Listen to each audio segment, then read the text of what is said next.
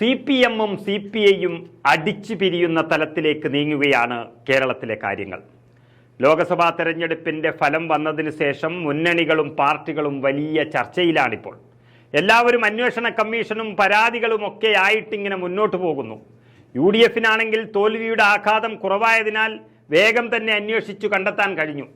ഇടതുമുന്നണിയുടെ പരാജയ കാരണം ഇപ്പോഴും ഇരട്ടിൽ തപ്പുകയാണ്.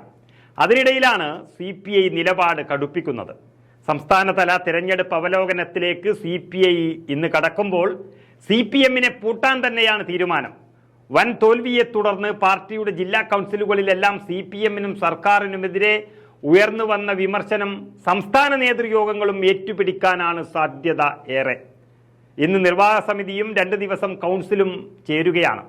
LDF-നെ ജനങ്ങൾ തിരസ്കരിച്ചൊരു തെരഞ്ഞെടുപ്പാണ് ഈ നടന്നതെന്നും ആ വികാരമാണ് CPI-യുടെ ഒട്ടുമിക്ക ജില്ലാ കൗൺസിലുകളിലും ഉയർന്നു വന്നത്.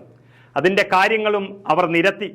ഇതിന് പ്രധാന കാരണങ്ങളായി അവർ പറയുന്നത് സർക്കാരിൻ്റെ പ്രവർത്തന ദൗർബല്യങ്ങളും മുഖ്യമന്ത്രിക്കെതിരെയുള്ള ജനവികാരവുമാണെന്നായിരുന്നു CPI-യുടെ അഭിപ്രായം.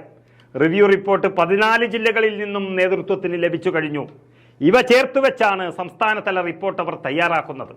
ഇതോടെ CPM മുഖ്യമന്ത്രി വിമർശനങ്ങൾ സംസ്ഥാനതല റിപ്പോർട്ടിലും ഉണ്ടാകും എന്നുറപ്പായി കഴിഞ്ഞു.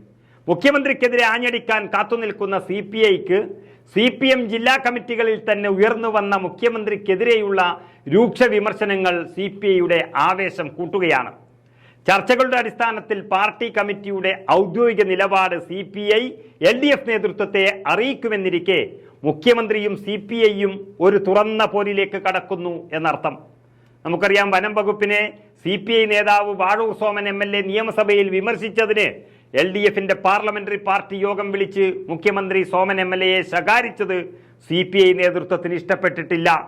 CPI-യുടെ കാര്യങ്ങൾ തങ്ങൾ നോക്കിക്കൊള്ളാം എന്നറിയിക്കാനും പാർട്ടി കാത്തുനിൽക്കുകയാണ്.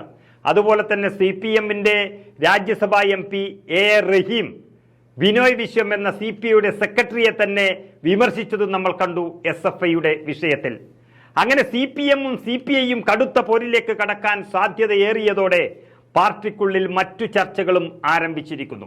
അതായത് അവരുടെ ചർച്ചകളിൽ വീണ്ടും കോൺഗ്രസ് സഖ്യം സജീവമാവുകയാണ്. ഇത്രയും വലിയ തോൽവി വന്നിട്ടും അപജയത്തിൽ കമ്മ്യൂണിസ്റ്റ് പാർട്ടി എത്തിയിട്ടും ഇനിയും ഒരു തിരുത്തലിന് CPM തയ്യാറായില്ല എങ്കിൽ കോൺഗ്രസുമായി സഹകരിക്കുന്നതാണ് നല്ലതെന്നും അത് ആലോചിക്കണമെന്ന ചിന്തയിലാണ് CPI എന്നാണ് അറിയുന്നത്. പല ജില്ലാ കൗൺസിലുകളിലും ഇത് തന്നെയായിരുന്നു ആവശ്യം.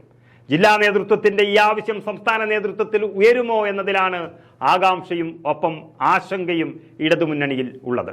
രാജ്യം ഒന്നടങ്കം അല്ലെങ്കിൽ രാജ്യം ഒട്ടുക്കും CPI-യും കോൺഗ്രസും ഇന്ത്യ സഖ്യത്തിനൊപ്പം നിൽക്കുമ്പോൾ കേരളത്തിൽ മാത്രം CPM-ന്റെ ബാന്ധവം ഏറ്റുപേറുന്നതിൽ CPI നേതൃത്വത്തിന് വലിയ വിഷമമുണ്ട് എന്നുള്ളതാണ് പല ജില്ലകളിൽ നിന്നും ഉയർന്നു വന്നത്. മാത്രമല്ല, മലപ്പുറം, ഇടുക്കി തുടങ്ങിയ ജില്ലാ നേതൃയോഗങ്ങളിൽ പഴയ കോൺഗ്രസ് സഖ്യത്തിന്റെ നല്ല ഓർമ്മകൾ അവർ പങ്കുവെക്കുകയും ചെയ്തു കഴിഞ്ഞു. അങ്ങനെ മാനസികമായി കോൺഗ്രസിനൊപ്പം നിൽക്കാൻ CPI തയ്യാറായിരിക്കുന്നു എന്നതാണ് സത്യം. രാജ്യത്തെ മറ്റിടങ്ങളിൽ കോൺഗ്രസുമായി ഇങ്ങനെ സഹകരിക്കുമ്പോൾ കേരളത്തിൽ മാത്രം എന്താണ് തടസ്സം എന്നായിരുന്നു പല ജില്ലകളിലും CPI-യിൽ ഉയർന്നു വന്ന ചോദ്യം. ജില്ലകളിൽ ഉയർന്ന അഭിപ്രായം മാത്രമല്ല, ഈ വാർത്തകളുടെ പശ്ചാത്തലത്തിൽ CPI-യെ UDF കൺവീനർ MM ഹസൻ മുന്നണിയിലേക്ക് സ്വാഗതം ചെയ്യുകയുമുണ്ടായി.